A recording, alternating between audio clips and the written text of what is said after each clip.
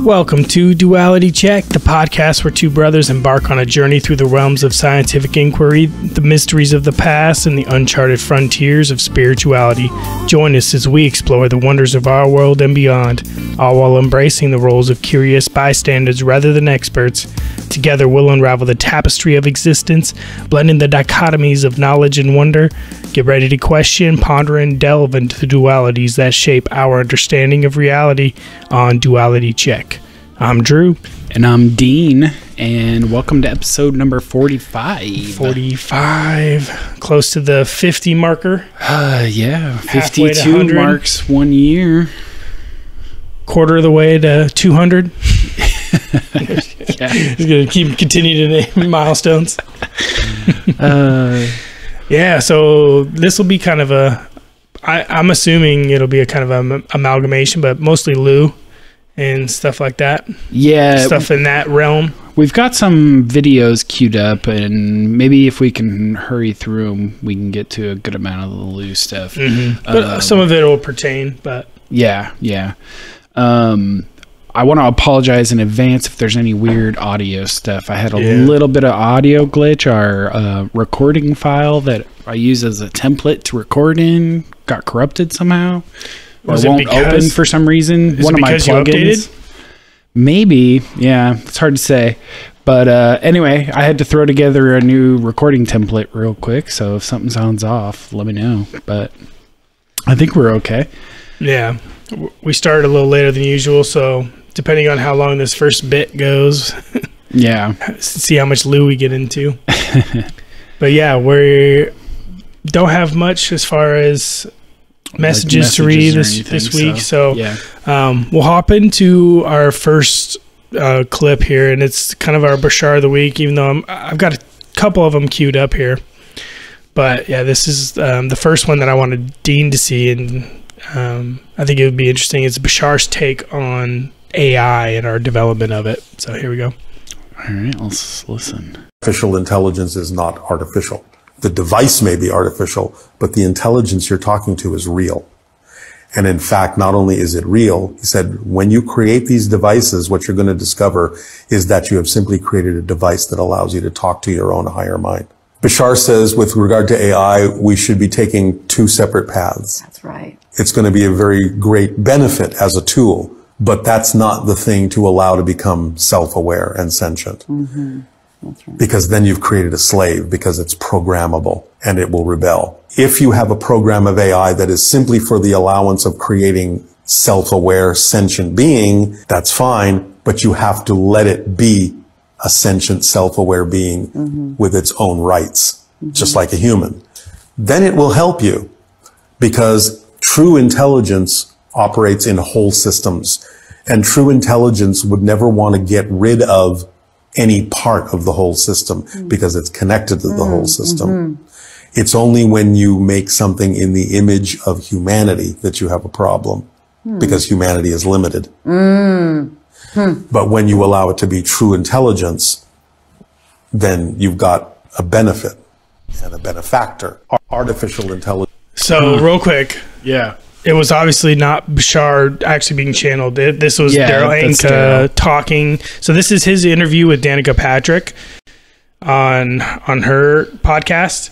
And I actually listened to the whole thing, and I'm going to put some notes together, and we'll probably include that in an episode, if not have its own episode. Does he go into Bashar at all during that? Yeah, he talks. He doesn't go into Bashar to like channel, but he talks a lot about it over the 40 years, and he talks a lot about his connection and like their history and how kind of some of that started. Interesting. But the next video of Bashar. But yeah, let's talk about this one because clearly. He's talking about Bashar's his way of thinking on artificial intelligence, but I find it to be an interesting take. So there's a number of reasons why I think we haven't gotten to actual artificial intelligence yet. Yeah, well, like that the things may not be conscious. Yeah.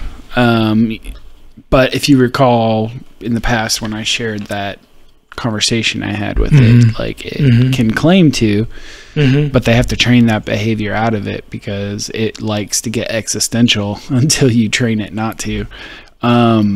Anyway, there's a number of reasons. One being that it only seems to...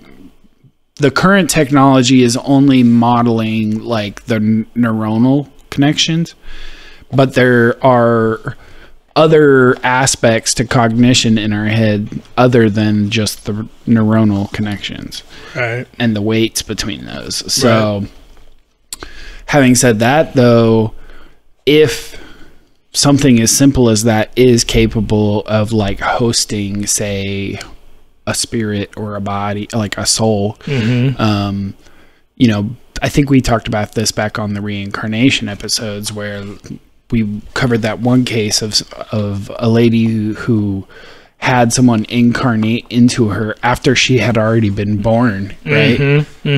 So it's more like a possession. Right, that's what would be considered a possession as far as what some people are concerned, like the way you would describe a possession, yeah. Anyway, it just gets me thinking that maybe the way this whole being a sentient being stuff works is that if there is like, say, like some sort of soul component or whatever, then maybe what it's doing is that soul is looking for a way to incarnate and is finding a being or an entity or a piece of technology capable of hosting it and then inhabiting that. Right. And so maybe it is the case that the technology as it is so far is capable of being, quote unquote, you know, incarnated into. Or along those same lines, right? So if our technology is only so far in affecting the problem, what if what they do have so far, as far as the neuronal connections and all this, maybe there is, like, if the soul is a thing, maybe it is able to incarnate it, but it can only has access to that. As far as what its capabilities are of thought. So even if it is incarnating into something so simple, the machine is only so far. The machine, the technology itself is only so far. So once it gets to a point back where you up on that, it's kind of like the idea of like a human who gets brain damage or something, right? Like if we're going off of the sort of antenna theory of the brain rather than the consciousness creation theory of the brain, then brain damage isn't actually changing like who you are. It's changing like what your frequencies you're able to tap has into. The ability to manipulate within your body, right? Because part of that antenna is broken, and so part of that communication can't happen. Yep. And so in a similar way, like as you build like AI systems, if they're more fundamental, maybe they can only host to a limited extent. Right. But as they grow more and more complicated and capable, maybe that allows whatever entities are interested in inhabiting that device to have more and more and more expression ability. And along the same lines is not only with the AI though, right? With other animals and living beings on the earth. So if the same concept goes over, then animals, plants, anything that is living that has the potential to host or have some sort of antenna to pull down a soul, and it can experience what it is to be a tree, it can experience what it is to be a grass or a moss or a fungi, right? Or a mouse, or a bear or whatever, or an eagle, you know.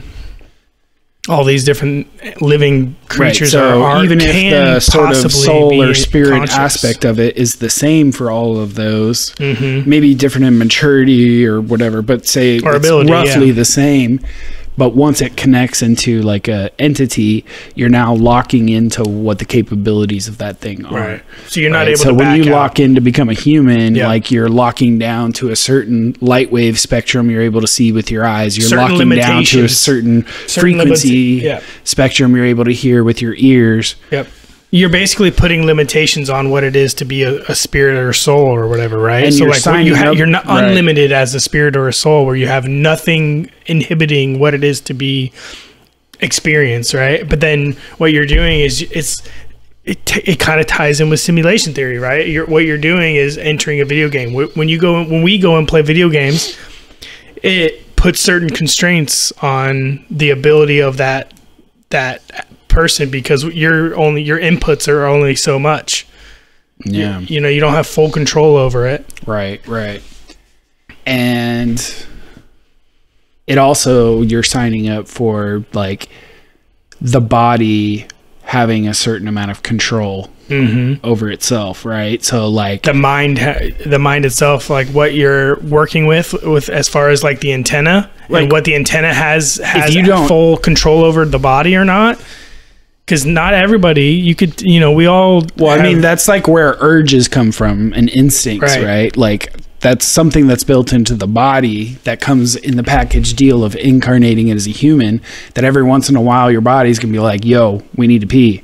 Yo, we need to eat. Yo.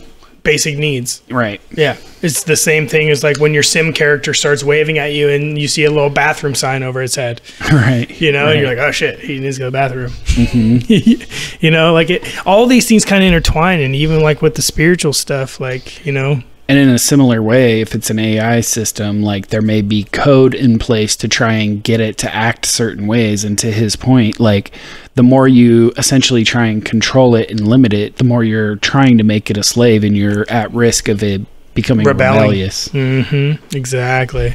So that's interesting. That kind of ties back to the point I was trying to make on our AI episode, which is like, what are the ethics of AI as far as how to treat it? Because when this stuff becomes conscious, if we're not treating it like a conscious being, that's where the risk is. And in all likelihood, it'll be as intelligent, or if not more intelligent than us at that moment.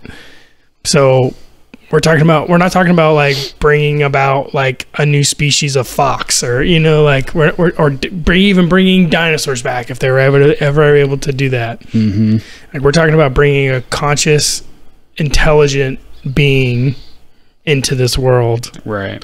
Whether it be physical or non-physical. Yeah, we got to be careful. We do. So before we play the next Bashar clip, there was another link in there. I'll just describe it, because it kind of is a similar topic to this. But there's this guy on in this video I saw on Instagram, but he has other content. But the link is in the show notes. It's underneath the Bashar links. It doesn't have a label. I wasn't going to play the link. I just want to have it in the show notes. But this is some guys who do experiments on being wall. It's not like a hallucination. It has... Sorry. No, you're good. So these guys are trying to see into the matrix of our world. So these guys are taking DMT, and they're staring at this diffused laser on a wall, and they're saying that they can see into the code of the matrix while being on psychedelics and staring at this. So I just thought that was interesting. And if you are somebody who does those types of things and you're looking for something interesting to try, maybe check this out. But I just think it was interesting. Yeah. All right. We can play it. All right. Let's play it real quick. I could see through the wall. It's not like a hallucination. It has spatial awareness and permanence. I don't know. Whoa. For centuries, mankind has attempted to explore these psychedelic, altered states, but we've never had a repeatable, testable phenomenon to observe until now. Wow. I'm obsessed. It's like you can see through the laser into another dimension.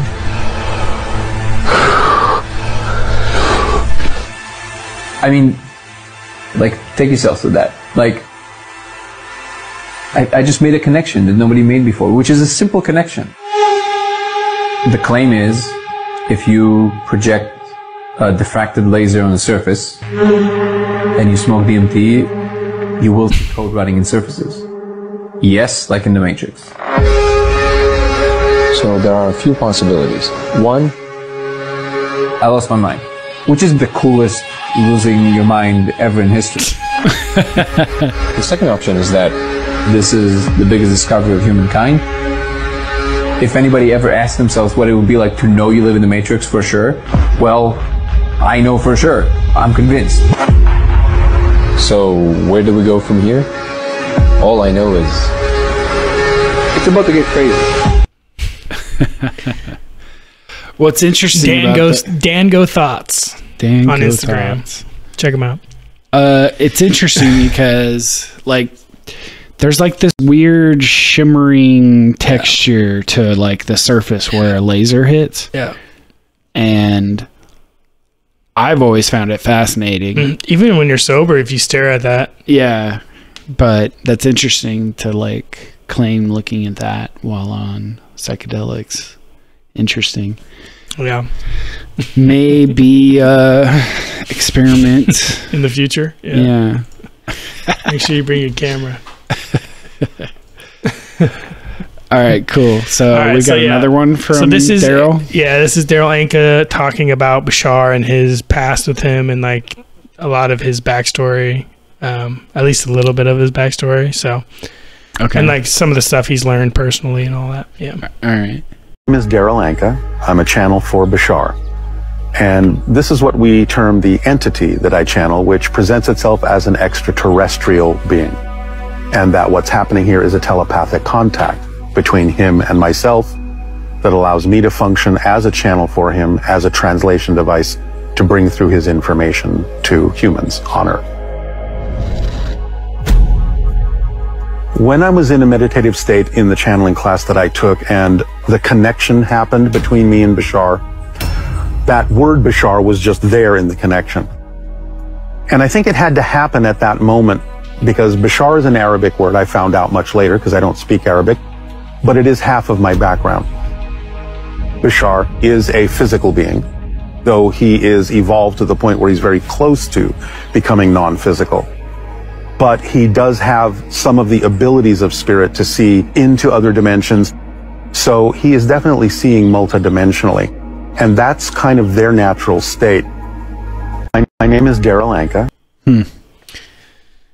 So Bashar in Arabic actually means, according to this, is bringing good news. Huh. And I thought it was fascinating too that he was doing channeling classes. Like he was like into a spiritual part of his life or whatever, like coming into it and did classes and happened to come upon this and has been, you know, whether you believe him or not, like he's been doing this for 40 something years and he's clearly got a good message, whether you take for what he's saying as fact or if you just take the message out of the talk, right? Yeah. Interesting. Some fascinating stuff. And the fact that he has, whether it's Daryl or Bashar, right? The fact that he has so much information from all sorts of facets of life and he's pretty well, like the knowledge that you get from, like, at least the understanding of the topics is pretty high. I mean, it's worth talking about. That's why we've been doing it. So yeah, he talks about things in a way that's, it sparks conversation. So I can't complain about it at all. Okay, so that's interesting. I want to know more about channeling and look into other channels to different mediums or whatever. The one that I was telling you about, maybe I'll pull up some clips next week for her. But she does the dowsing rods channels where she gets in contact with a spirit and she starts by, you know, reaching out and saying it, you know, just trying to put it out there like I am doing this, and if you are willing to talk, let me know. And she just holds them, and then in is yes and away. Like she has two of them that she's holding, and when they go in towards each other, it's a yes. When they go away from each other, it's a no. and it's all yes or no questions. And all the questions she asks are just some questions she asks of her own, but then a lot of just like people who follow her channel submit questions, and she just asks a bunch of questions. I'm a little less interested in yes or no, but for sure. It just doesn't seem like a very but you could also say that data dense form of communication. I agree. Yeah, I agree. But I still think the whole idea of doing the dowsing rods is interesting. Yeah. That phenomenon is interesting to me. Oh, by the way, I realized that I've missed this for like 6 months or so, but Randall Carlson started a new podcast. Oh, really? Called Squaring the Circle. Really? And it's on YouTube, but YouTube has already killed a bunch of the videos, so you can find it on Rumble. All the videos. Yeah, and these are cool. They're a little shorter in length. They're not all as long as his Cosmographia, and it looks like it's mostly just him or him interviewing people rather than the whole panel with Cosmographia. So I was gonna say, because he on his other podcast is mostly just him talking for long periods of time. Yeah, the other guys kind of like chime in here and there, but it's mostly just him kind of lecturing. So far, these seems to be a little more prepared topics. Anyway, I caught the first couple. Well, the first episode, which is more of an introduction, and I just started on the second one. So, anyway, check it out. Squaring the Circle with Randall Carlson. I'll leave a link. There it is. And then I came across a Anton Petrov video this week, which has a lot to do with the Younger Dryas impact hypothesis, even though he doesn't go there with it. It actually has some information on that, though. So, yeah, he is talking about the Taurid Meteor Swarm. And apparently in 2032 is when we're supposed to next be approaching the sort of dense portion of it. And yeah, so let's play a little bit of this. And obviously comets and the objects we can track very easy.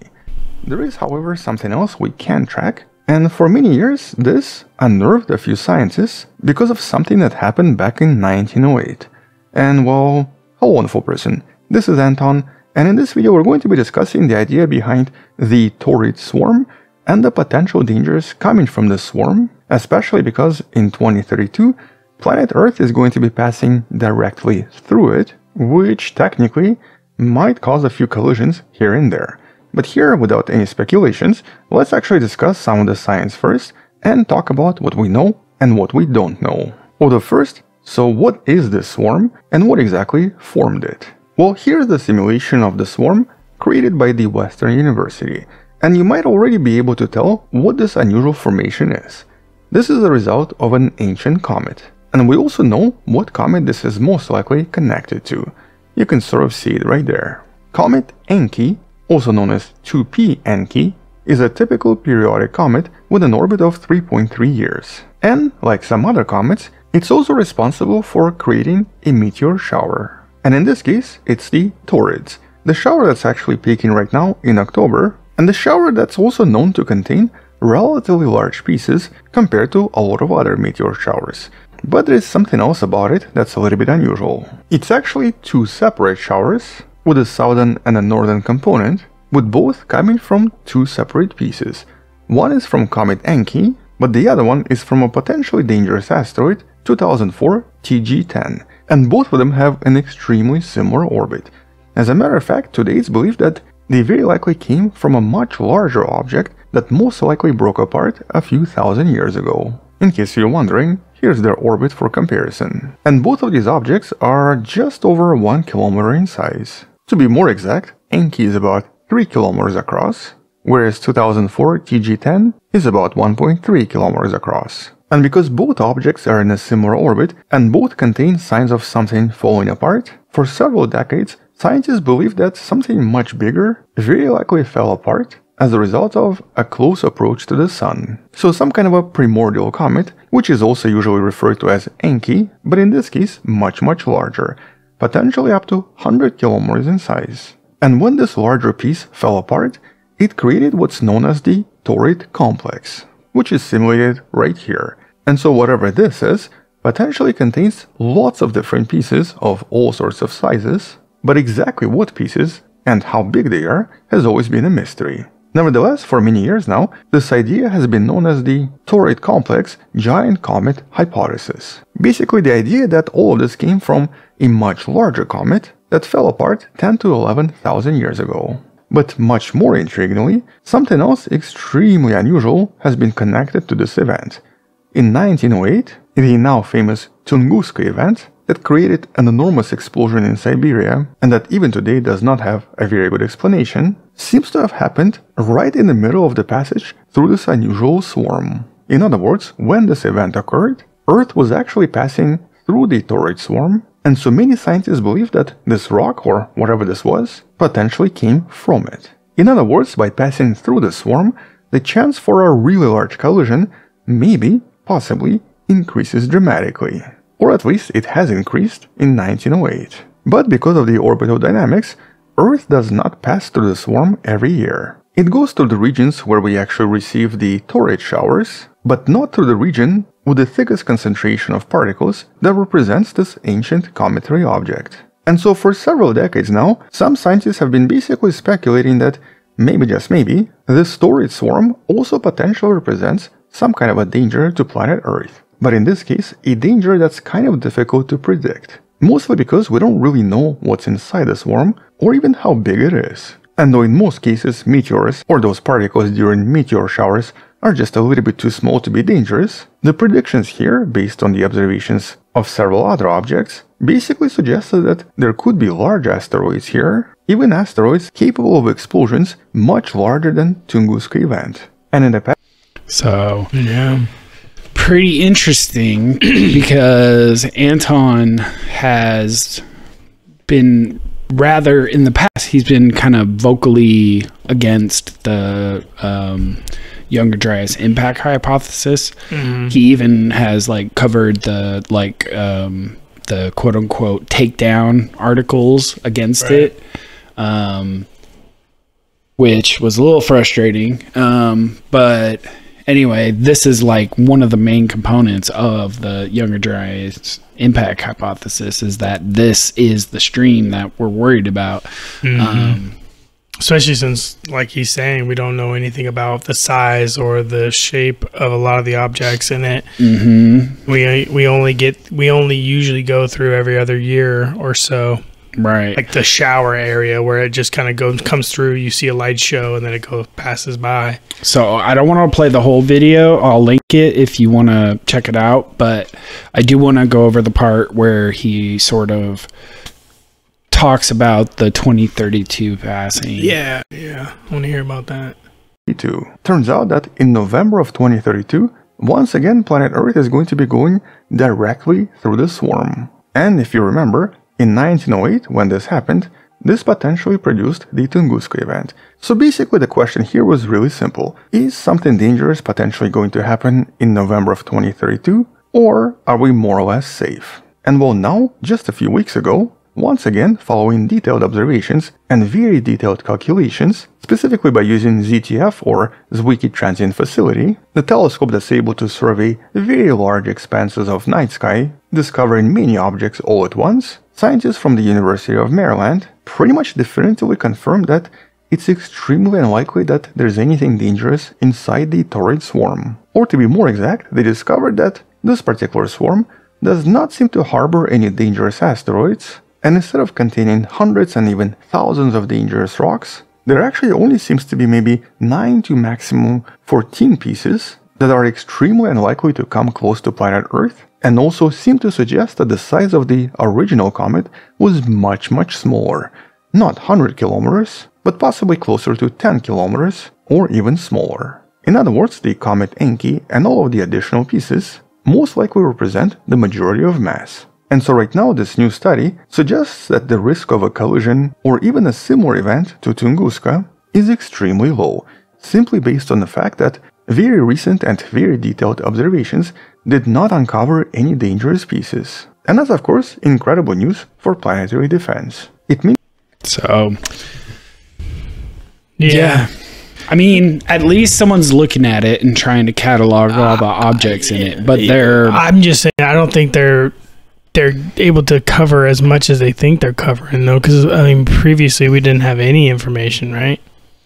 Unless no, I mean, we had some. I mean, how confident are they? I guess the problem is it's really hard to look at that meteor stream from Earth because for a large portion, like it at the point where it's dangerous to us, like they appear to be coming out of the sun, right? From the direction of the sky they're coming at Earth from.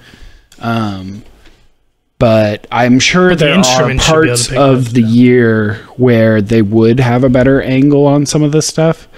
But I mean, I don't know orbital dynamics and astronomy well enough to know like what are the limitations of the size and shape and like angle and distance they can cover of, you know, solar system objects that, you know, may have limited ability to reflect sunlight. Yeah. So, but they sound pretty confident. At least he makes it sound like they're pretty confident that we're not going to see any big pieces. Yeah, well, if you notice, he's still using statistical language, like not likely. Like he's not saying definitively. He's just saying that it's not likely. Based on what they have found, they haven't found as many and as large of pieces as they expected. Yeah, well, it sounds like what he was saying is that the mass of the whole swarm is mostly made up of the big giant pieces, which they can track the position of that. Right. So they know that if we were to hit that, you know, if that was on direct course, obviously that's a problem. Right. But if any of these other pieces come in, they'll get most likely burned up in our atmosphere. Well, but if you get hit with buckshot he's saying there was like 10 to 14 sizable pieces. Sure. But that because there's only 10 to 14, the chances that we get hit by any one of those is lower. Right. But so the likelihood of getting hit by another Tunguska-sized piece is low because the problem is we size still directly drive right through their you know highway that they are you know passing on, and it's hard.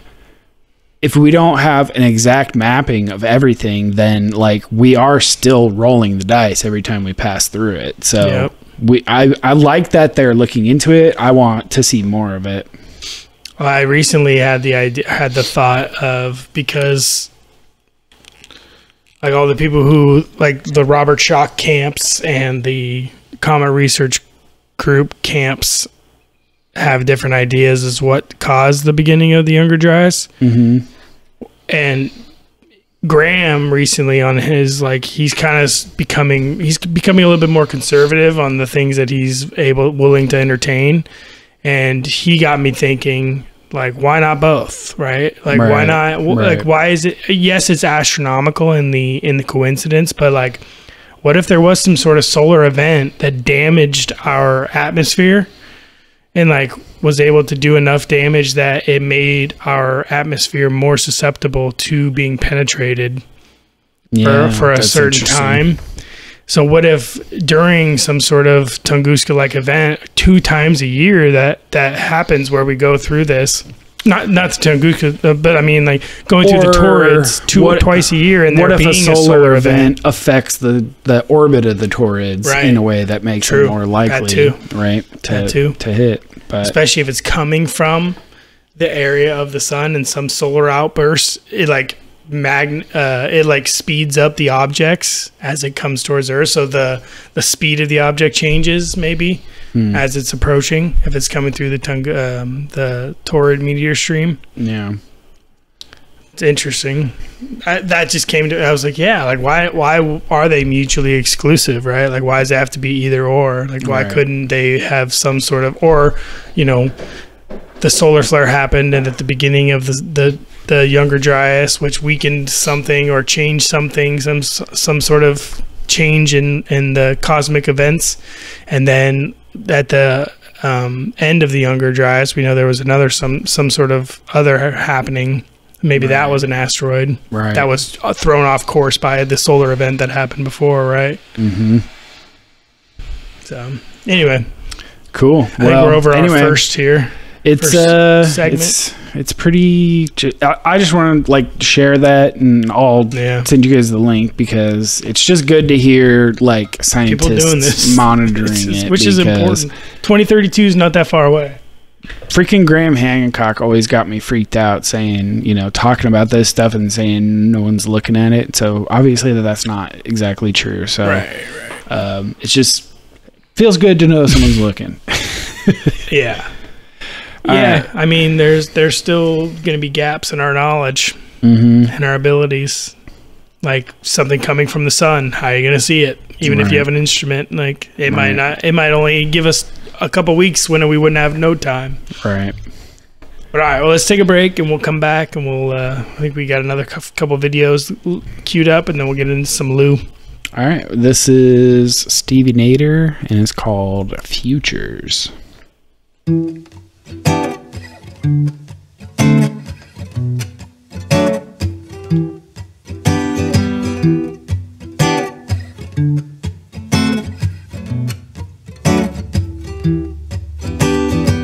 I never understood or really even cared until I thought I should. 'Cause ignorance is fine and dandy most of the time, but it don't do no good. The people everywhere, they don't seem to care. They're we're all walking blind, just following the lead of crooked policy that's clouded up our minds. Oh, oh, oh, oh. Oh, oh, oh.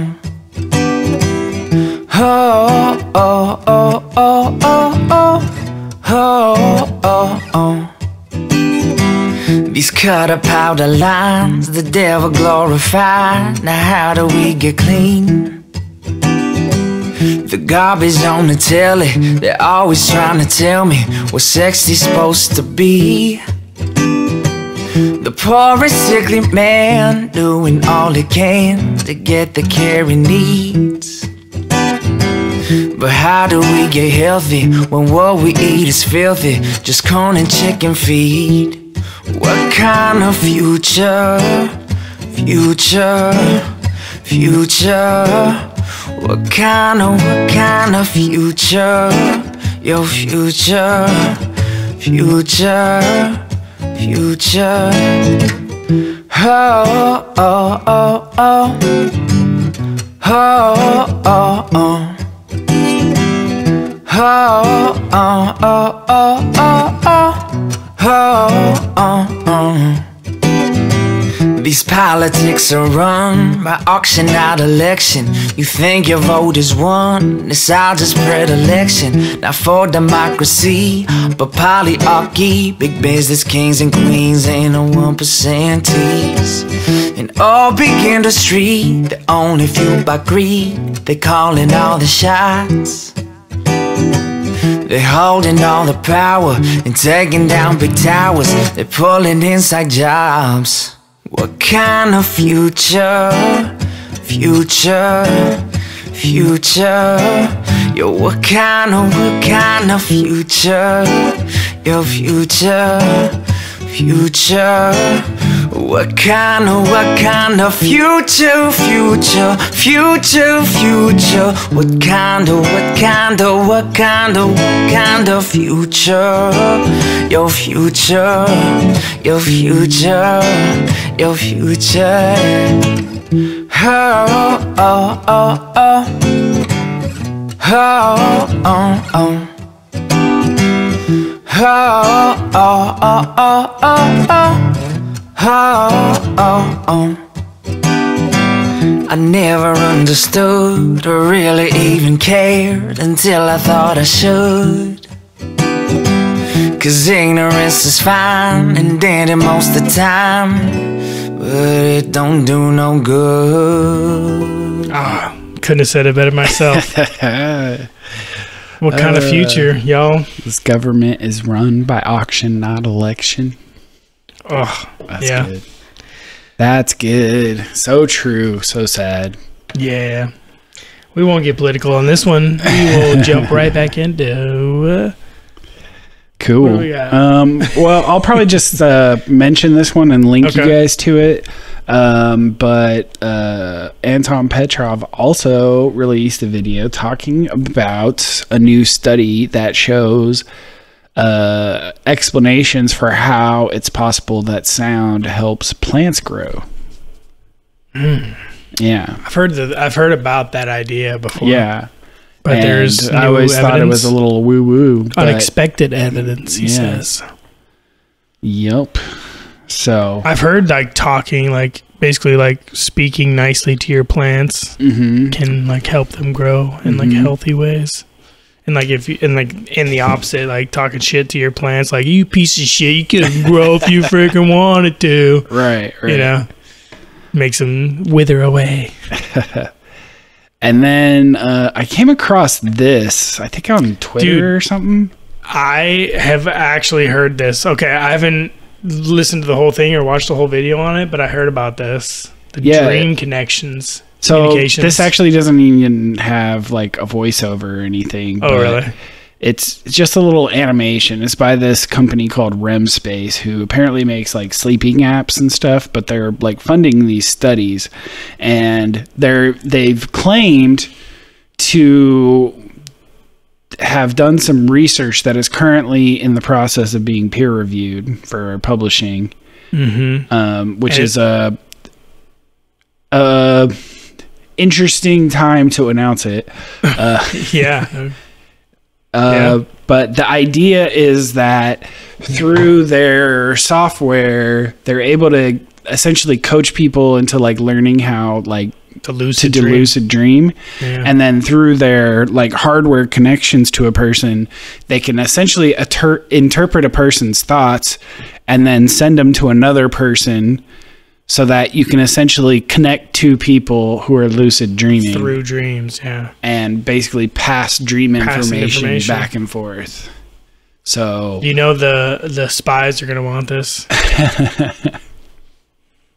dude. Right? Imagine that. I mean, this is like Inception stuff right here. I mean, implanting thoughts in people's minds through lucid dreaming, or like imagine like every night you go to bed and like.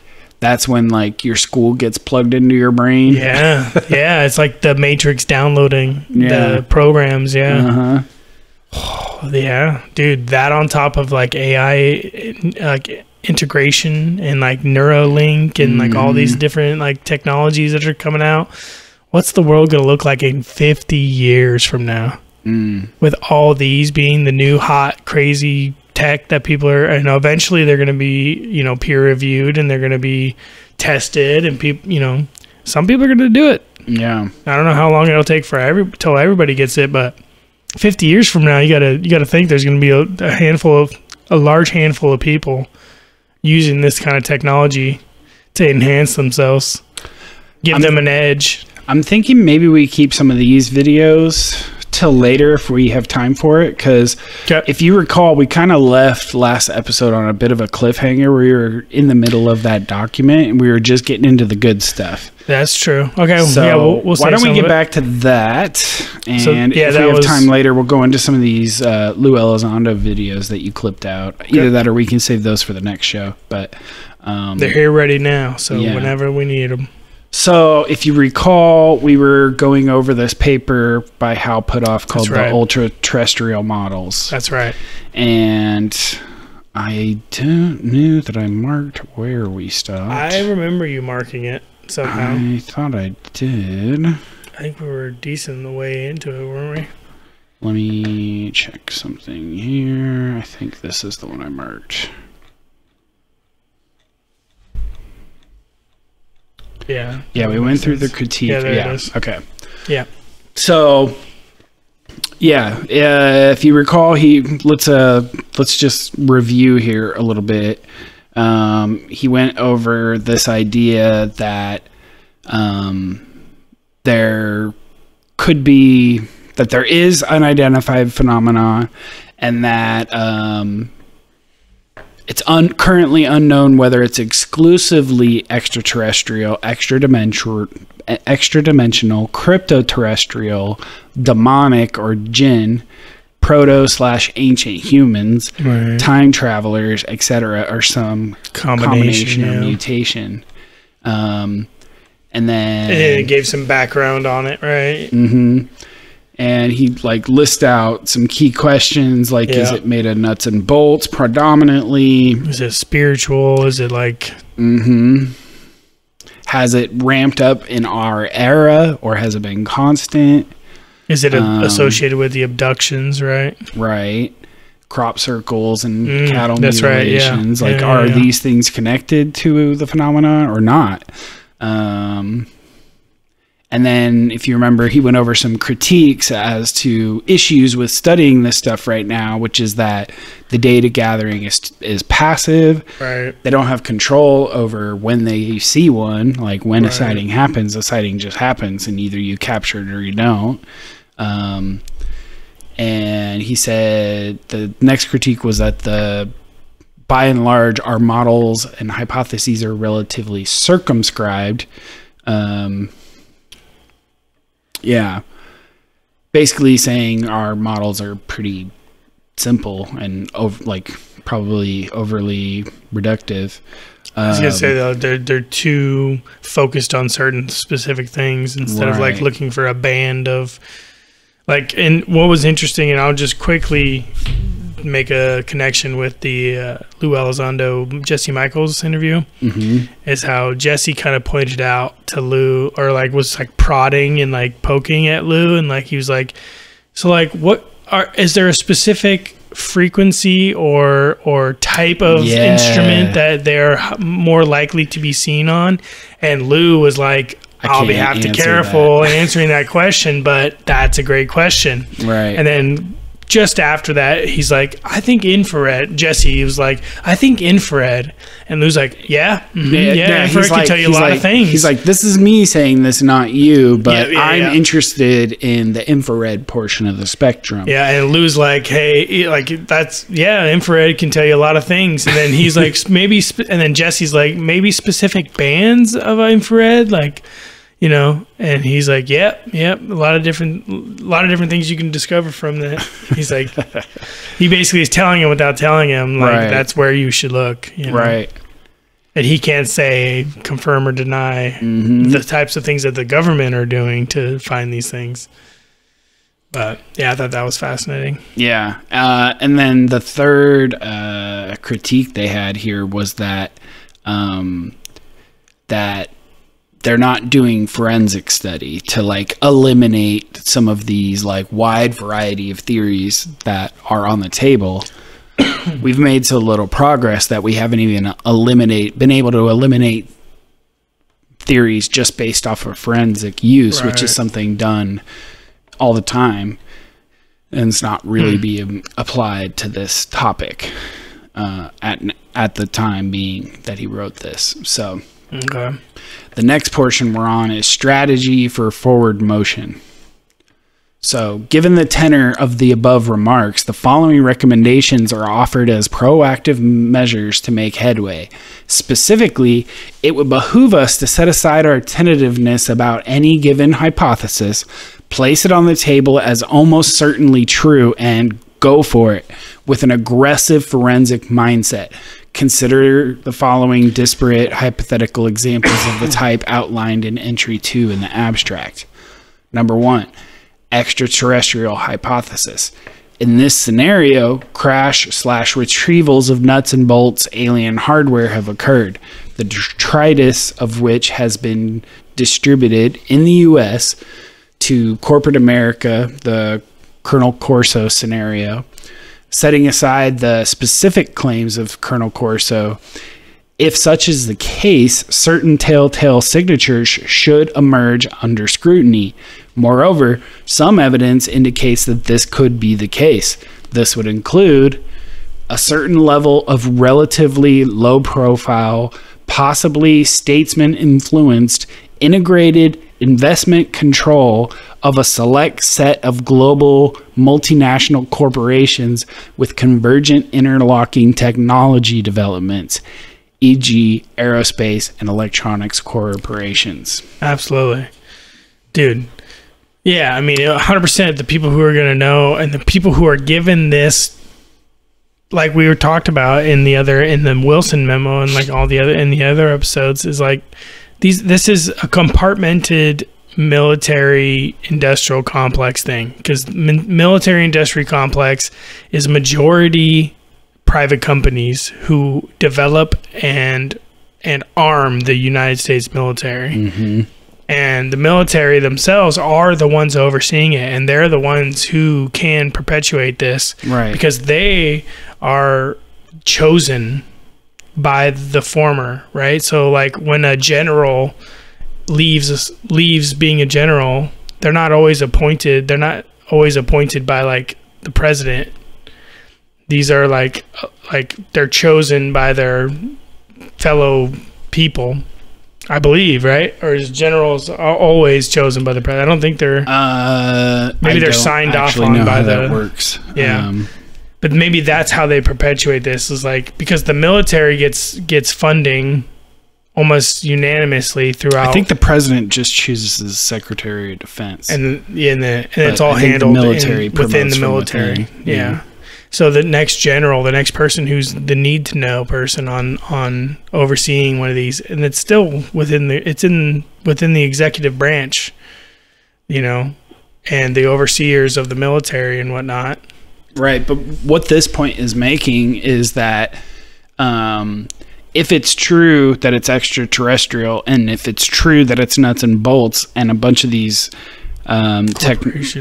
corporations have had access to this stuff, then forensically, what we should expect to see is a group of corporations releasing technology in sort of lockstep together. Yeah. And he says, for example, aerospace and electronics corporations, which is interesting because a lot of our, I'm sort of talking out of my ass here, but I do know that I've heard people talk about this, but I haven't done the research on it, so I could be completely off base here. But I have heard people talk about how there are a lot of intelligence connections in the development of computers. Oh yeah, there was like Silicon Valley companies. Yeah, there's the Y-Files episode on what branch is it? It's some, you know, 3-letter agency that was a part of the development of the internet and computers. DARPA. That's right. It. So they were part of the development. I know they were involved in early Google too. Right. So they're part, like, there's right like in weird there from the intelligence beginning. Ties to like the formation of Google is what I've heard. And if you see how like successful some of these spies and like some of these like intelligence operators are so good, like they could literally just be a civilian living their life as a civilian and be an operator from within the CIA. Like their entire mission is to do something where they go into a corporation, get a high level position, you know, like do all these things. Like that's how good it can be. Yeah. Where they infiltrate a lot of these different outfits. So, you know, it all can tie back to the government. Right. To a 3-letter agency. But essentially what Hal's putting off here is that maybe what's actually happening is that the reverse engineering programs is feeding into technology that's then being released by these corporations. And that's why there's like a sort of select few that all have these weird, shady government and intelligence tie-ins that seem to be these key players always pushing progress forward. Right. Anyway, he says the next piece of evidence that would indicate if this is like a nuts and bolts extraterrestrial phenomenon is if biological specimens have been retrieved, the development of unusual lines of biological and genetic inquiry by highly qualified professionals whose career path would seem to suddenly diverge from what might have been extrapolated from their earlier work, e.g., accelerated research into retroviruses.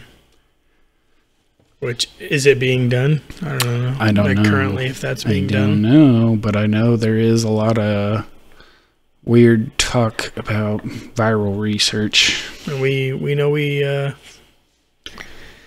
But yeah, it would take someone who knows this field. Right. No, yeah, the COVID stuff. Yeah. I wasn't even going to say it because we'll get dinged. I don't care.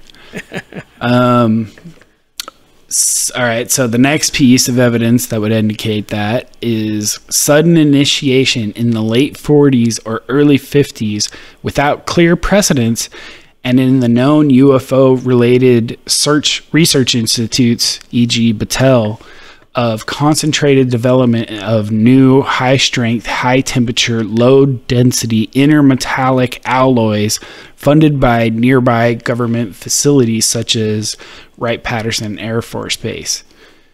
For example, nitinol.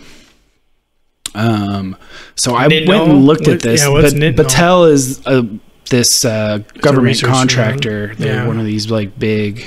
But they developed nitinol? Yeah, they developed this material called nitinol, which is a high density, low temperature alloy. Interesting. Yeah, it's a special type of nickel titanium. It's a metal alloy of nickel and titanium where the two elements are present in roughly equal atomic percentages. Different alloys are named according to weight percentage of nickel.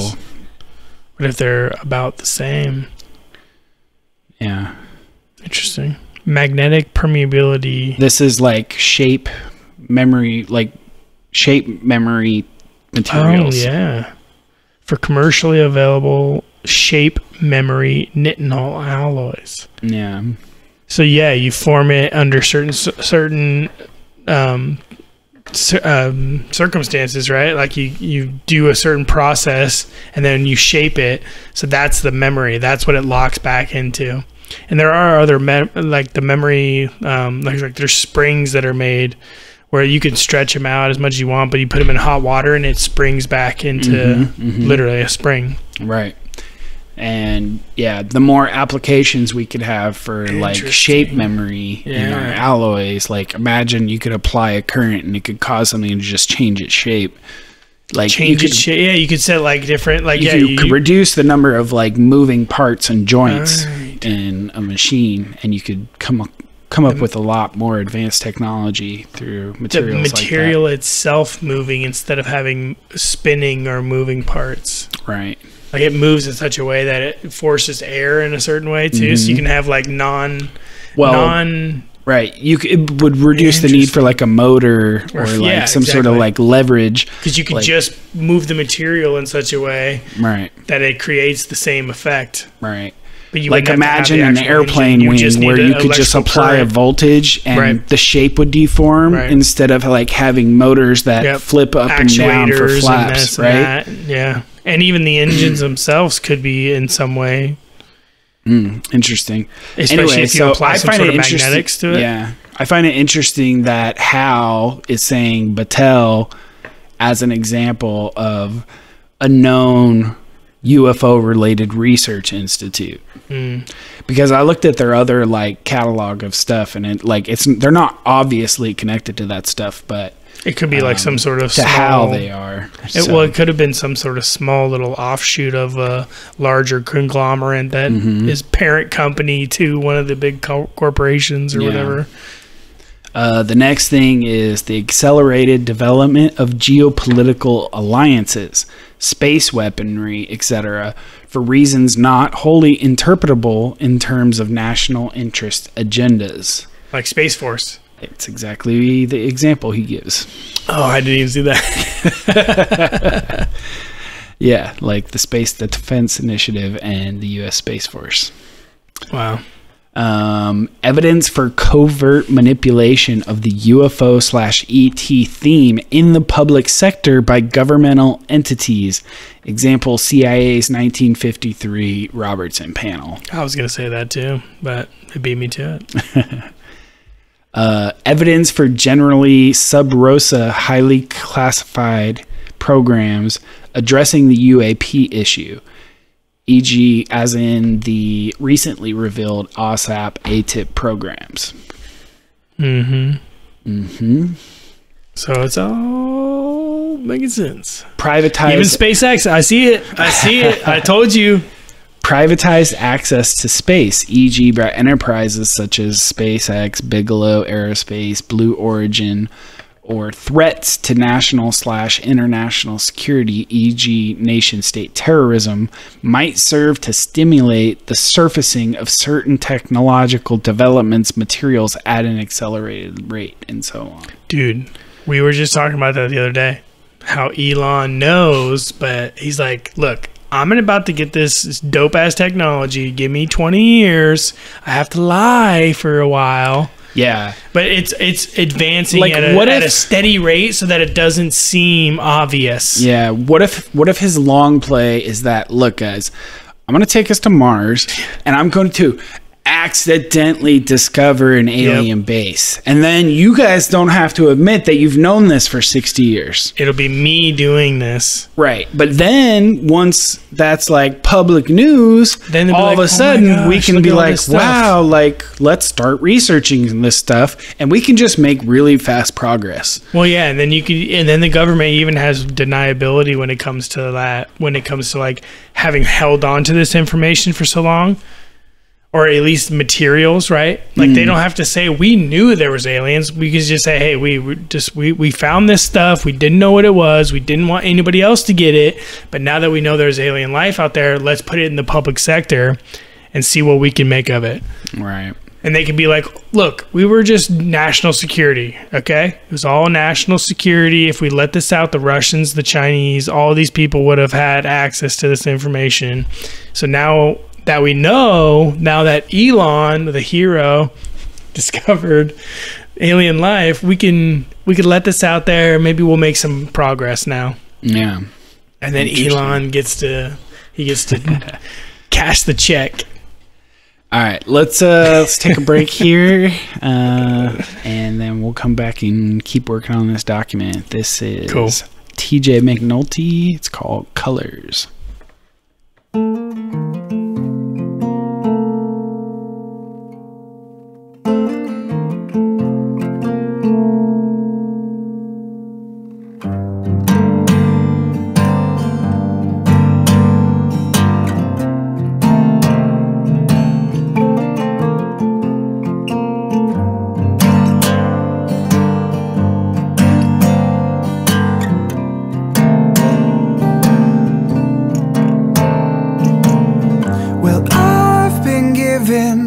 Much time to waste,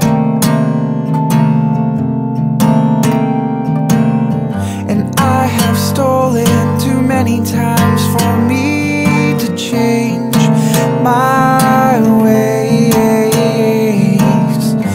I have wasted too much time. I feel the difference, but never on the inside.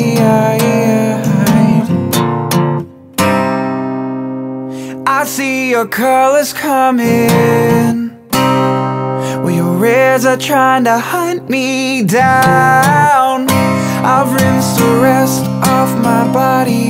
Your colors don't stain me now.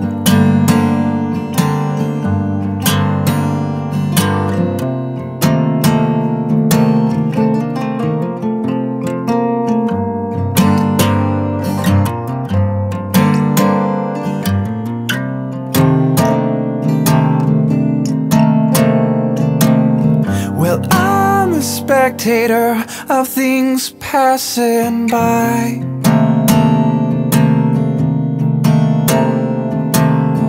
Like they say, I live my life all in good time. I've been a giver. Oh, what a waste.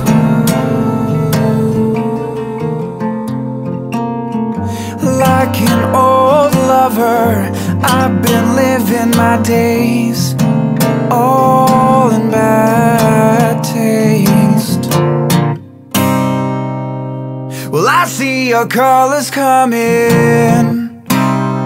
Well, your ears are trying to hunt me down. My wrist to rest off my body. Your colors don't stay. Your colors don't stay me now.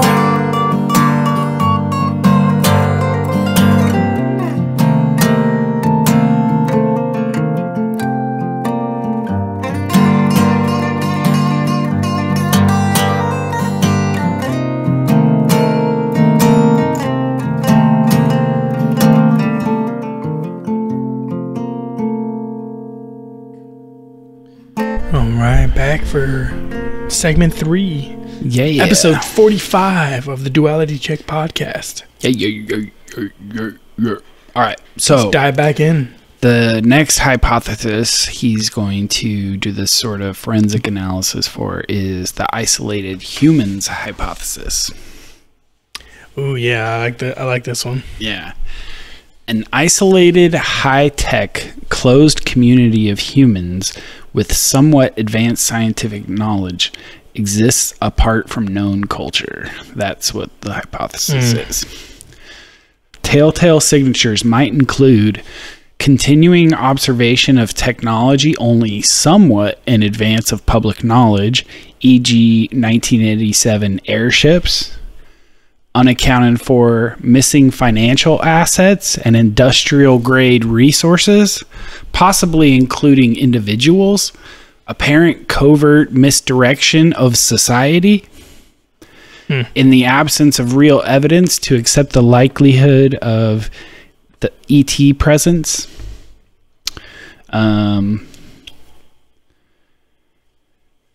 the relative lack of evidence of extremely advanced sophistication of hardware, i.e. hardware clearly beyond present-day design and manufacture, even conceptually. Conceptually, that makes me think of Hollywood. Yeah. And that makes me think about Hollywood, right? Like, that makes me think of, like, people that might apparent covert misdirection of society in the absence of real evidence, the likelihood of an ET presence. Like, I don't know. Like, it's kind of like mimicking, like, the beginnings of Hollywood, like the idea of like it mimicking society and able to like, as like starting to like broadly tell or like contribute to the what it means to be a human, right? Right. Like before, even radio didn't have this power. When video and like being able to tell stories like visually, maybe even radio had like, especially like if you think about like the War of the Worlds thing on the radio, like even then like people were susceptible. But like this idea of mass media and like being able to like almost instantaneously, as instantaneously as you could possibly think, like, or imagine at the time, at any given time, even now, like we're getting to a point where the potential for entertainment to overtake our lives is right there. Like we're really not that far off from like living in a metaverse and doing all of our financial and business stuff in some sort of virtual world. I find it interesting that one of his points for this is, like building on what you're saying, like if it's a isolated group of humans that just have more advanced technology, that it would be in their interest that even though we have limited evidence, that they're trying to push the extraterrestrial narrative because by getting everyone to think that it's freaking ETs, like no one's going to consider the possibility that they're right here. Right now, yeah. And they look similar to us. Well, yeah. They would just be like isolated humans, like, you know. Yeah, people have talked about we like the idea of like Hitler running away and not actually dying in World War II, and like a bunch of Nazis that ran off to like Argentina, right? And like the whole idea of like them having a possible breakaway civilization. In the mission Antarctica. that they had to Antarctica, exactly. Right. The mission they did during the war into Antarctica. Like, come on, like I mean, they had some reason to go there.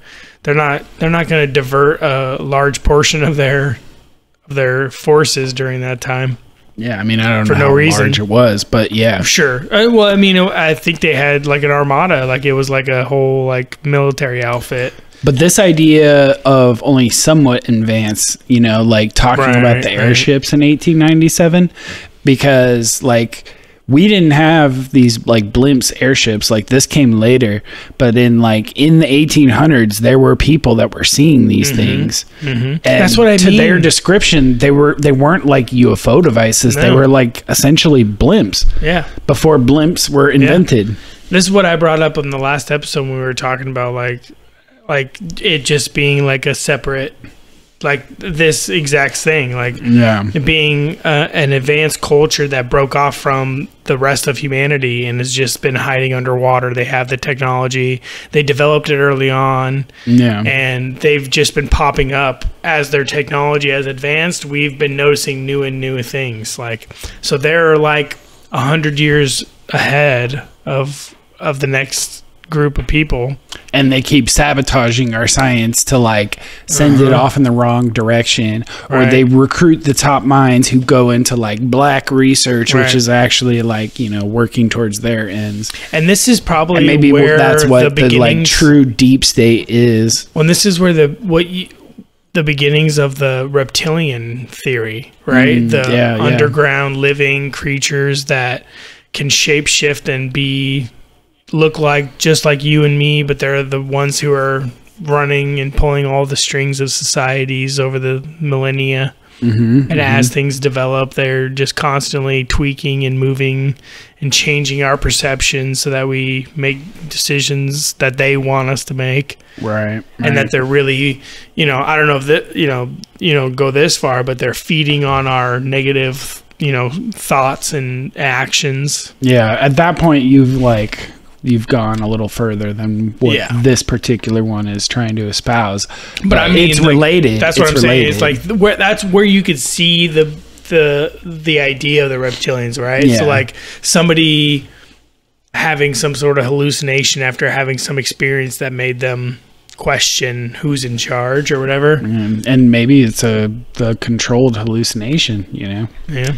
Induced. All right, let's keep going though, because I can go forever. You gotta stop me. So the next one is the stranded or colonizing ETs/gods hypothesis. Telltale signatures might include evidence in myth for high-tech interpretation of claimed devices beyond human capability of the era to manufacture, e.g. nuclear-powered algae production, manna machine in quotes, in biblical times. I would add to that like the Ark of the Covenant. Right, yeah. Hard evidence. Which people think is nuclear, so that could be in some that people category. Speculate that it is for sure. Hard evidence for isolated mountain bases detectable by satellite signatures of fast walker or UCT uncorrelated target flight paths. For anomalous undersea activity or bases detectable by distributed underwater monitoring systems, covert elite group exercising occult religious influence on society, evidence for buried high-tech artifacts or locales with unusual signal/radiation characteristics here and off-planet. Yeah, I would say the elite group exercising occult or religious influence in society would seem to be like the Freemasons, and how that kind of in current times is like with NASA and a lot of these other agencies. Yeah, a lot of those occult religious influences in society. Maybe on darker top of ones. Like, I don't know how dark science. The Freemasons specifically go. I know at one point they were pretty well connected, but there was some point where they essentially got outed, and like a bunch of people took all the secrets of Freemasonry and left. And so it's claimed that modern Freemasonry isn't necessarily connected to in the same way it used to be to all the power and whatnot that they had at one point. Or it just went so far underground that they don't even know what they had, right? Yeah, I mean, there was a point in history where basically every president was always a Freemason, where like every person who was in power, like was essentially a Freemason. And it actually led to a point in history, I don't know if you knew this, there was actually a political party here in the United States called the Anti-Freemason Party. No way. Yeah. Like, it was that much of an issue that people were like pissed that like everyone it was always a Freemason controlling shit. Anyway, back on this stranded or colonizing gods. Yeah. The nuclear powered or algae production, like the Ark of the Covenant. I don't know if you listened to the full Graham on Joe Rogan recently, but they talked a little bit about that. And he's talked about it on previous ones, and he's got the whole book called The Sign and the Seal. That's his book from before Fingerprints of the Gods, where he essentially goes into Ethiopia, and there's this group of Israelites in Ethiopia that claims that they're this like ancient sect, and that they are holding the Ark of the Covenant. Right. That they have this claim that they're holding the Ark of the Covenant. And there's a particular place, and like it's like a known place and a known like group that is supposedly protecting it. And according to Graham, he met 3. What they do is they like trade off, yeah. They elect a person to be like the guardian at any given point. And they go into the chamber. They go into the building that the Ark is guard in, it, and they're not allowed to leave.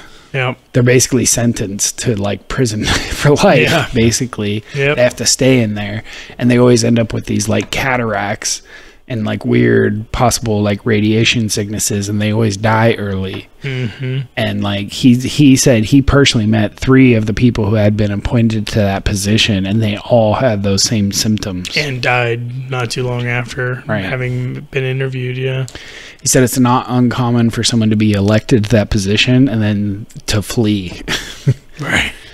Right. But yeah, that's fascinating.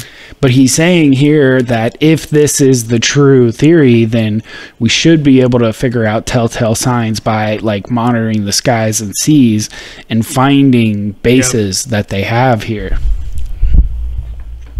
Which we are doing, but I don't know how much of that is becoming public knowledge either. Right. I can't imagine like the government wouldn't be privy to this information already. It's just how much are we privy to as civilians. All right, the 4th theory he's going to cover here, the interdimensional or time travelers hypothesis. Gaining access to our space-time continuum, telltale signs might take the form of Fortean phenomena of instant appearance / disappearance of beings. Fortean phenomena there, if you're not understanding that word, that is alluding to Charles Fort, who was the guy who wrote the Book of the Damned. Okay. Which we've talked about on the show before, but you guys should check it out. I'll leave a link. There's a whole entire Brothers of the Serpent series where they actually read the entire book and discuss it. Because it's old enough that it's in public domain. They can just read the whole book. Okay. So they did that, and it's super interesting. But yeah, 14 phenomena being like weird shit falling out of the sky, stuff appearing and disappearing. These are all the types of like damned evidence that Charles Fort covers in the Book of the Damned. So it's the 14 phenomena is referring to that then? Right. That's what he's referring to, is that style of phenomena. Okay. So telltale signs might take the form of 14 phenomena of an instant appearance, disappearance of beings. In a reverse process, humans experience portal access to alternate realities, appearance of beings, quote unquote, out of sync in dress, mannerism, language, or technology, or technology similarly undecipherable, financial transaction timeline, or other futures-oriented activity indicative of advanced foreknowledge, evidence for teleportation of individuals or material over geophysical distances, appearance of humanoids in conformance with predicted genetic evolution of present-day Homo sapiens, etc. Yeah, you know what this reminds me of is the recent Y-Files episode that he did on the time portals and like people like experiencing like short bursts of time travel where they are either transported physically in their perception, they're transported physically into a new timeline, right? Where they're walking a street in New York, and then they're transported to the same street in New York, but like 200 years or 300 years earlier.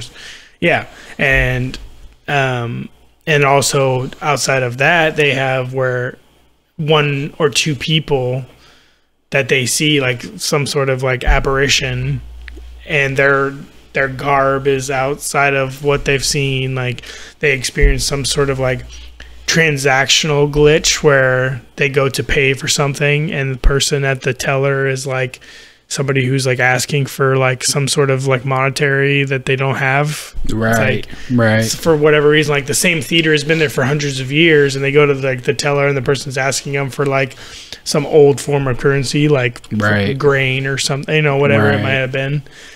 Like those kind of like instances. Interesting. Where like one individual is like teleported in and out of like some sort of temporal. But there's also these weird like conspiracy circles always like get bent out of shape for good reason when there's like really suspicious financial transactions ahead of world events. Yeah, yeah. And like it always goes into the conspiracy theory of like the people running shit, but what if it was actually these beings that are like time traveling and they're coming back here and just getting rich in the future, you know, messing with the markets. Like they know to come down here and short sell all the airlines before 9/11 and do like reverse mortgages on homes in a certain time, you know, when people are like, there's like some sort of a housing boom and right. That could be. I don't know. And the government's like, I don't know, they're time travelers. What the hell am I supposed to do? But they got to project power. They got to project strength. All right, so moving on. Obviously, in the above examples, we have a helter-skelter montage of elements from much of the mythology of claimed UFO experience. Where I consider we need to go with this is to shift away from a strategy that relies solely on further content analysis toward what the intelligence world calls traffic analysis. That is to first order independent of content.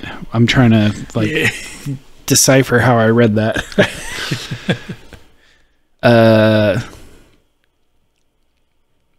That is to first order independent of content.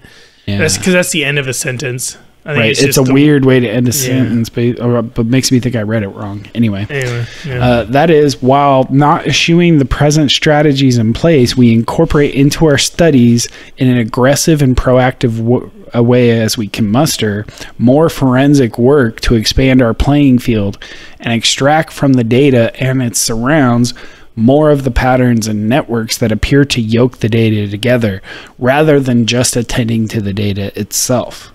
Since this takes such hard work and such a commitment of effort in new arenas of investigation, it probably also means, as suggested above, being willing to press a given hypothesis to the limit, even though it may be the wrong one, so that our understanding of the range of possibilities to which we must keep our minds open does not act to disperse our focused activity. So, yeah, he's saying, like, draw out all of these theories, right? Like, and draw them all the way out to their likely conclusion. Like, put it in your head that it's real, and now start thinking, if it's real, like, what are all these, like, little details that would be true as a result of it being real? And now the next time we're out there investigating shit, we can be starting to, like, try and collect all these little detailed pieces that we wouldn't normally consider data, but that are related to the data, and then we can use that stuff to start to ask the right questions to, like, elevate really some of these theories and demote other of them. Start to figure out which questions are meaningful, which questions you need reworking, and then start answering those questions. Yeah. Okay. Section 4, Ultraterrestrials. As a focused example of broadening the scope of our investigation, let us consider the ultra-terrestrial hypothesis as defined above, e.g., ancient occult group, isolated pre-diluvial high-tech society, stranded ETs or gods, i.e. sequestered terrestrial cultures, examples 2 and 3 above, existing alongside us in distinct stealth. First, what are the possible signatures of an ultra-terrestrial as opposed to extraterrestrial presence? Density of sightings over decades, if not centuries, potentially indicative of a present time local as opposed to extraterrestrial source.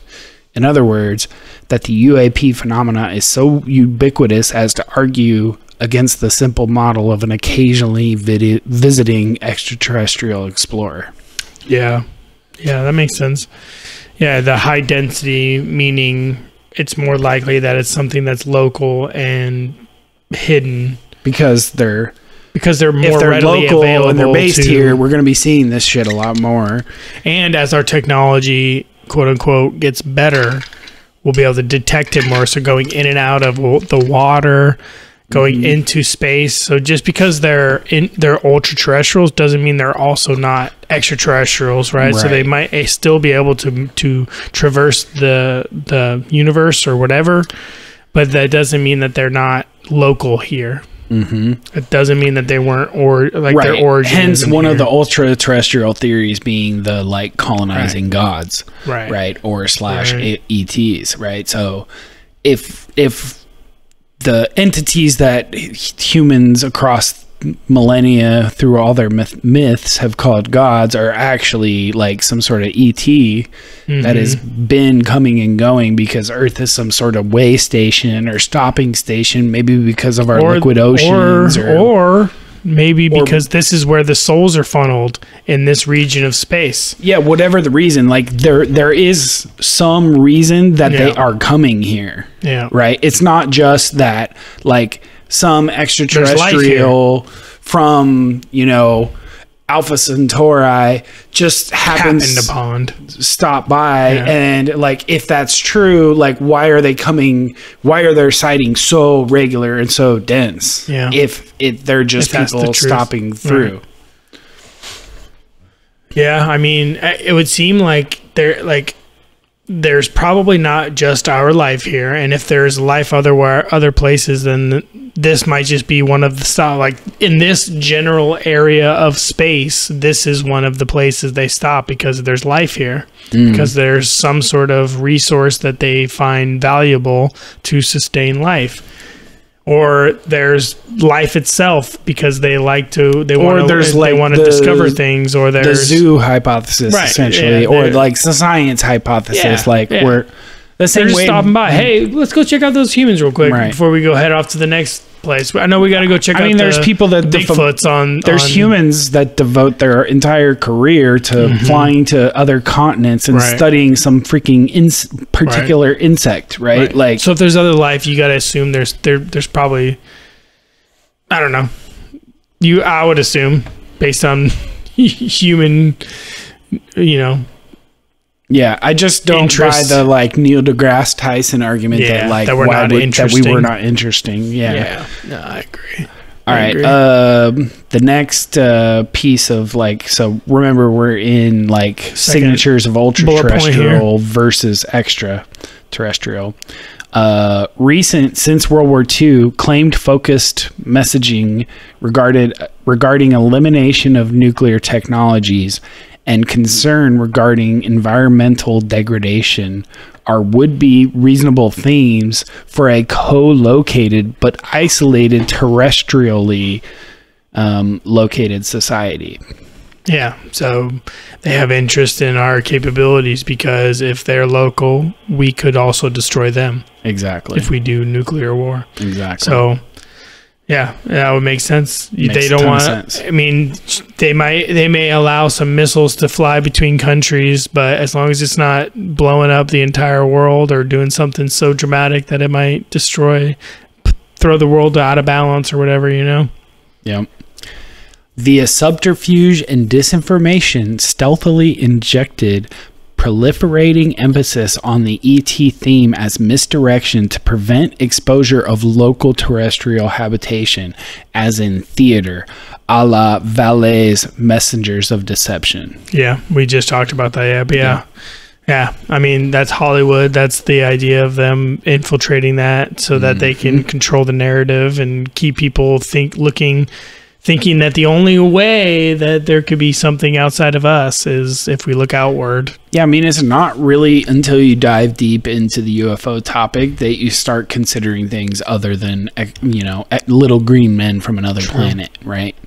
Yeah. Like, you got to really dive in on a surface level, like that's ETs. That's the default assumption, I think, for like a random person going into the topic. Like if you were to just like poll random people, on the street, you would do a Gallup poll. Yeah, you would say, how likely is it that there are other humans living on Earth or other human-like, civilizations on Earth that we don't know anything about? Or is it more likely that there's UFO, like there's extraterrestrials that are responsible for these sites if they're real, right? So if you give that caveat, most people will say it's extraterrestrials. Right. Yeah. Interactions with humanoid genotype ranging from modern humans to creatures, including sightings of little people over the centuries, encounters with non-humans that haunt our folklore, let alone genetically engineered biological robots or drones, all variants within the lexicon of alternative forms of the human genome. So, affecting our myths and legends and like... Well, he's saying that all of little all of the interactions that people are having, they're always humanoid, and they're always like sort of within reason of like what we are or what we could be or like what our cousins could be. Like, like what if it's not like what if it's just like Denisovans or Neanderthals that like actually did survive but just like went in secret somewhere else, right? Or like what I had mentioned before is like mermaids and Bigfoot, like right, like these subhuman species, like not sub in a derogatory sense, but like offshoots of humanity that had to survive in other aspects, but still had the brain capacity of humans and are able to eventually technologically advance. Right. And probably before us. Yeah, exactly. Seeming emphasis on reproduction, e.g. harvesting of sperm and ova from certain genetic lines, let alone hybridization, could bespeak outreach toward genetic diversity for relatively inbred, local, isolated society on the wane and suffering from a potentially debilitating genetic syndrome. So that's interesting. that does seem to apply to ultra-terrestrial hypotheses, including like the time travel one. Well, and what that makes me think of too is, so I'm going to reread it though. Seeming emphasis on reproduction, let alone hybridization, could bespeak outreach toward genetic diversity for a relatively inbred, local, isolated society on the wane and suffering from a potentially debilitating genetic syndrome.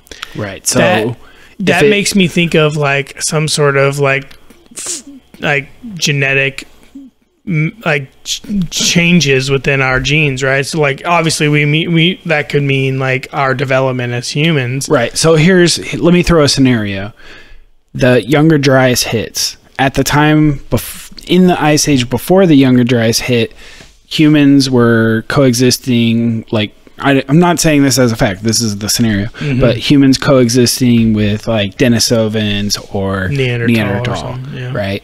Then the Younger Dryas impact happens, and humans survive because of how diverse and spread around we are, and the fact that we're at like more tropical latitudes, whereas the Neanderthals have usually been found more in higher latitudes.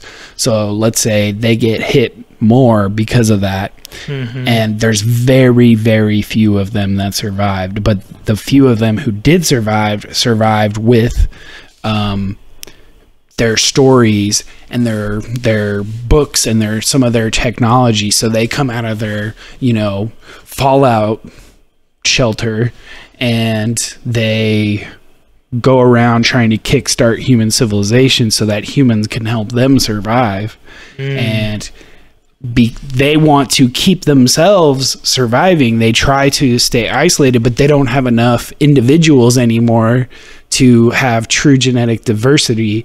They're stuck in like an inbreeding situation, and so instead they start hybridizing with humans in order to selectively bring in diversity where they can in order to continue their species. And that could attribute the change in human, like, because humans would have developed agriculture and all these different things after the Younger Dryas impact. Like that was the supposed start of the. So are you saying like? I'm saying that in that scenario, if in the scenario that the Younger Dryas knocks out humans the way we already presume it did, but if one of our cousins or whatever were also knocked out, but they had all interbred to they had even fewer numbers. They know they're smarter than us. They know they're higher tech than us. I see. They try and kickstart our civilization so they can live off our resources. They try and keep themselves genetically pure as much as they can, but they can't because they don't have enough breeding pairs. And so they start hybridizing with humans to like enable them to keep their numbers. Okay. So the caveat I was missing there was that they were more advanced than us previously. Now we became advanced eventually after hybridizing with them. I see. Not that they're injecting their genetics into us, more that they're bringing us to inject into them to keep themselves genetically diverse enough that they can keep. But still, there's a hybrid race eventually comes out of that, and that would be who we are now, whatever hybrids are hybrids that are more Neanderthal than human, and so they're being raised in their society, and those are the accounts of the giants and the okay. All right, I think we're ready for another break, and then we should be able to finish off this document. Man, I've got so much more to cover on our next show. Cool. All right, cool. We might break it up though. We'll see. We might cover some Graham Hancock in season 2 of. I say we kill this document so we can move on to something new in the next show. That's what I mean. Yeah, we'll kill this document here, but I mean the next episode. Yeah, might be we'll probably do some Graham Hancock. We might mix it up here. All right, we'll be right back. Cool.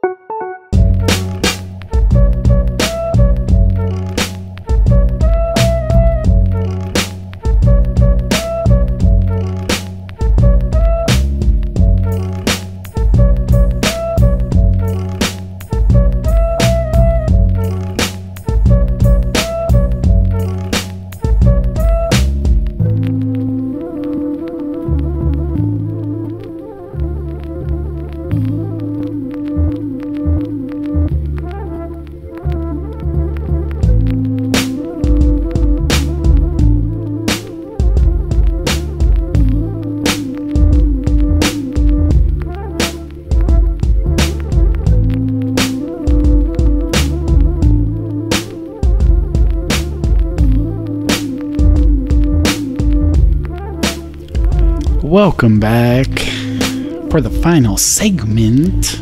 Episode 45, Duality Check. Yeah, the Ultraterrestrials. Yeah, we're going to finish off on this document here, probably. Yeah, so remember, we're going over what are the signatures of ultra-terrestrial as opposed to extraterrestrial. And yeah. So the last point we covered was the emphasis on reproduction. Yep. So now we're on observation of vehicles, not that advanced, i.e. comprehensible, as opposed to magical, even if nonetheless well in advance of our own. I know we got a lot to cover, but like, yeah, that's a great point. Mm-hmm. Like, because technology so far advanced from you would seem like magic. Yeah, I mean, it's not like most alien encounters are showing people materializing like Star Trek teleporters, right? Well, and if you were to go back 100 years, so we're talking about 1924. Go back 100 years. If you were to drop into 1924 and show them our desk setup right here, with all this stuff, the computer, the monitors, us talking on microphones, like all these things, they would think it's some of magic. that stuff they would be able to comprehend. The wires, but, yeah, the wiring, the microphones, probably, or even just the fact that we can communicate on devices across space. Yeah, like they would probably be confused why like our microphones aren't like connected. Like they might assume that there's like some sort of tape recording thing inside that white box that is your PC. Yeah. But yeah, no, it's like that would be, I mean, a lot of the things that are happening here would be magic to them. Yeah, yeah. But if they saw someone from 1924 saw a Boeing jet. Oh, yeah. Like, they are post-Wright brothers, and airplanes are still primitive for them, but like they would have context for it. Like, they would understand that that's an airplane. Yep.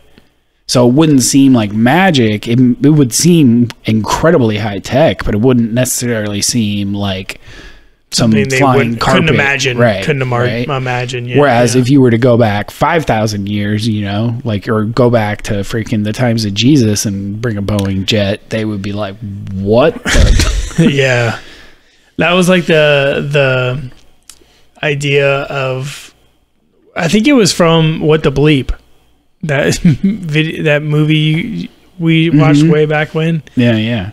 The idea that I think this is where I saw it from. I don't think it's originally from there, but right. That, like, they were talking about indigenous people on land seeing ships for the first time on the horizon would not see the ships. They would have something else that they could comprehend, because they don't have any reference for what that is that they could possibly be seeing on the horizon. That they don't see it as it truly is. They see it as they imagine something coming in. It's a water serpent or something. It's some sort of like creature coming out of the ocean. That they I think in What the Bleep they actually tried to claim that they literally just couldn't see it. Right. Yeah. Which I don't buy. I think they just would have like contextualized it for themselves. But yeah. And if they had no boats, they didn't understand what a boat was. They would have just been like, that's a crazy creature, or an island or something floating at us or something, right? That would be the only thing I could think of. I guess they wouldn't even know what an island was if that was the case. Well, I mean, they definitely knew what boats were. They used boats, especially the Amazonians. Like, they used it up and down the Amazon all the time. Yeah, I mean, but not these concept, giant ships. I'm just more of like the concept itself, like somebody or something that has no concept of what they're seeing could see the thing not as it truly is, but as something that they could contextualize, or something like that they could make up in their brains. All right, next thing. Use of telepathic information transfer only marginally ahead of present-day technical neurobiological advances in the public domain. Yeah, so I mean, Elon Musk is already talking about making telepathy real. Well, and not even just telepathic, but like a form of that would be like, what is it that remote viewing? Like remote viewing would be a sense of that. So if they were marginally ahead of the present day technological neurobiological advances, and we have to keep in mind this is Hal Puthoff writing this, who ran the Stargate program. Right. So he absolutely understood remote viewing. So yeah, that would seem to be only marginally ahead of whatever the government was doing with that type of stuff. And there's like the cases of the remote viewers like that were part of a program but like stopped doing it with the program and like kept doing it on their own. Right. And they would like remote view like the moon and like places like that, and they would see like these bases, and then they would, you know, the people there would detect them. Yeah. The next point is reports of cave-like or undersea destinations during claimed abductions. That's a good point. If they're extraterrestrial, wouldn't they just take us up to a mothership all the time? And there are people who claim that, but there apparently are plenty of people who claim like cave-like or undersea. Yeah, I mean, it is possible that it's coming from all directions, really. Right. Like, we can't really rule any of that out as far as it being both extra and you know, ultra-terrestrials. Or the ultra-terrestrials became extraterrestrials who also became a secluded society, you know, whatever it might have been. Given the need for secrecy concerning the reality of all of the above on the part of the ultra-terrestrials as co-located denizens of our planet, while nonetheless being subject to a certain level of codependence, the inscrutable nature of the interactions would not be an unexpected outcome. That's interesting thought, yeah. They become codependent because they got so involved in the happenings, or what? What do you think? Maybe because they rely on us and our global dominance of the planet and our ability to extract resources, and maybe they are codependent because they're essentially siphoning off of that for their own survival. Interesting. Okay. You would think if they're technologically advanced, they would be able to, I guess, depending on how technologically advanced. Right. If they didn't necessarily have like, the ability to go interplanetary. If they didn't have full AI and full automated and stuff. Robots with embodied AI that they could use as a workforce, like they would still have to do the labor, but if they're trying to keep themselves secret, they would prefer for us to do the labor, and maybe they sit back and pull the strings, which brings up like the whole world of conspiracy and like all the conspiracies that tie to like banking families and rulership families and whatnot. It's true. Second, under the assumption of compelling evidence for the above, it would be critical to discern the motivations of the ultraterrestrials to maintain such a secret existence. Of possible utmost concern to them could be an overarching fear of exploitation, even annihilation due to vulnerabilities, despite possessing certain levels of technological superiority, or fear of assimilation and consequent loss of culture, religion, customs, uncontrolled genetic mingling, i.e. culture shock, fear of human diseases, concern for consequences to the terrestrial human population with its attendant reciprocal effects on their own culture, potential disruption of resource gathering, including benefits derived from stealthy interactions with and possibly manipulating certain aspects of the human terrestrial society. Third, what might be the consequences for humanity of disclosure of an ultra-terrestrial group as compared with that of an extraterrestrial visitation? Real quick, before we read the rest of that, like that makes me think that they would assume that these ultra-terrestrials would also be keeping our existence secret from their population. It could be. And so like Because if it wasn't, you would assume that people would eventually become curious and want to go out in an excursion to go and mingle and like see what was going on there. Mm-hmm. Like, so you would have to assume that they have some sort of similar situation where they keep those same secrets from their own people. And that might be where the connection between the they're high just government raised in such strict and separate environment that they have only the ones who like are on board with the program are allowed to leave the confines of wherever they're from. Yeah. So either way, whether it's, I mean, you would assume that there would be some sort of people who would be curious. But yeah, like if they're highly, I mean, unless they have some sort of like ultra control over their own population, but I mean, then that might explain the types of interactions we are having with them. Is it's not the control group, it's the people wanting to come and see, like curious teenagers going out and interacting just because they want to have a joyride in their dad's UFO. Exactly. They bring their buddies down there. Yeah. They pick up a cow or two. Old-fashioned cow tipping, dude. Dude, we gotta drink some blood, man. We're hungry. Clearly, the devil is in the details, but one could speculate that the former might in fact be more dire than the latter, considering that they had been here amongst us, perhaps in very personal ways. In contrast, ET visitation, in all probability being more foreign and inscrutable, could be quote-unquote safer. Such topics constitute interesting material for sociological research.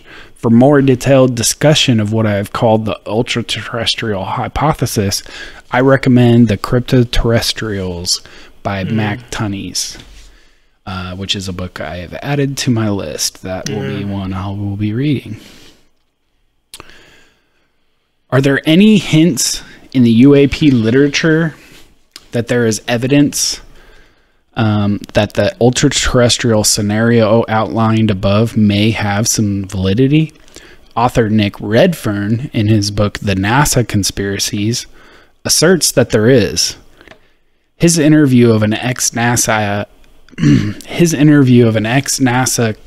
Gemini contractor led to the claim that there was evidence of a small band of individuals who were not aliens from some distant star system at all, but supposedly represented the last vestiges of a very ancient terrestrial race of beings that thousands of years ago had an advanced and isolated civilization that was responsible for the legends of Atlantis and similar stories, but who were forced by circumstances to retreat into the remote, sequestered locales for survival, e.g., mountains and seabed. At present, they were primarily concerned about nuclear war and degradation of the environment, and this has led to some degree of attempting to influence our culture. However, they feel it had to be carried out under the ruse that they were from distant star systems to protect what they felt to be their vulnerable position, despite their advanced technology. Yeah, so it seems like as advanced as they are, they're not quite as in numbers as you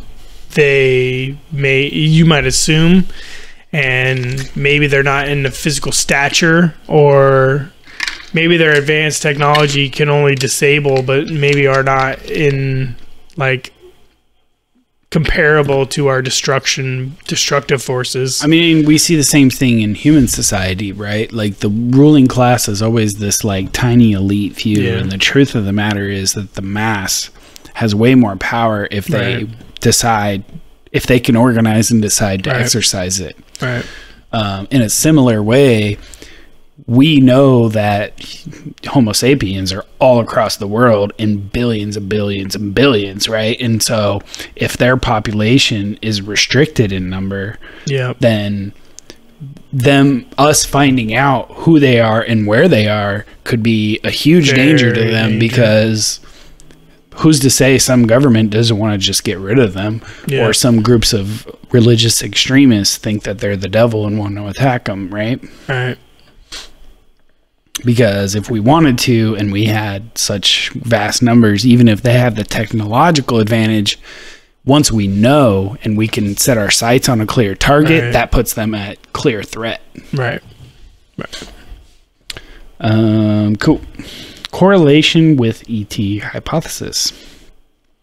Although the ultra-terrestrial hypothesis scenario considered here considers an expansion of the model to include other than the simple extraterrestrial hypothesis, the predicted observable consequences of the two options are quite parallel.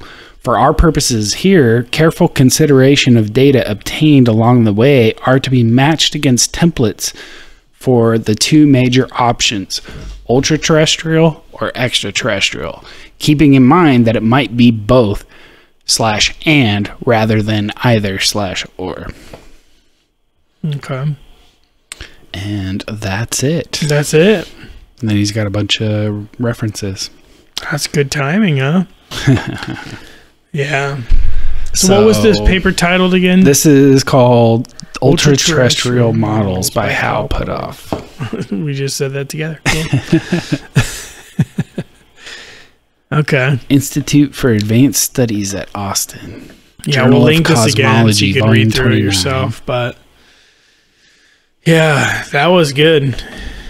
I like that. It's really good food for thought. And it, like, dude, I just have so much respect for Hal. I wish he was a little bit more public of a figure, because I really want him to, like, open up a lot more about this. Yeah. So if there's some like really awesome Hal shit out there that I'm not aware of, like, please let me know. I have searched for some interviews and there are some stuff, so I'll be looking into that more and more. Yeah, please hit us up. I know there's the Jesse Michaels episode where Hal and Eric Weinstein get to have a conversation. I kind of want to go rewatch. I want to rewatch that one too, because I watched it, but I think I was like working and I had like my AirPods in, just listening to it, so I didn't really pay attention as closely as I would like to. Yeah.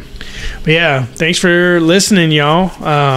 If you're listening to this on podcast platforms such as, you know, Apple Podcasts or Spotify or something like that, and you want to see any of the videos we played early on, you can follow us on YouTube or Rumble. That's where we'll put all of our video content in with all the audio.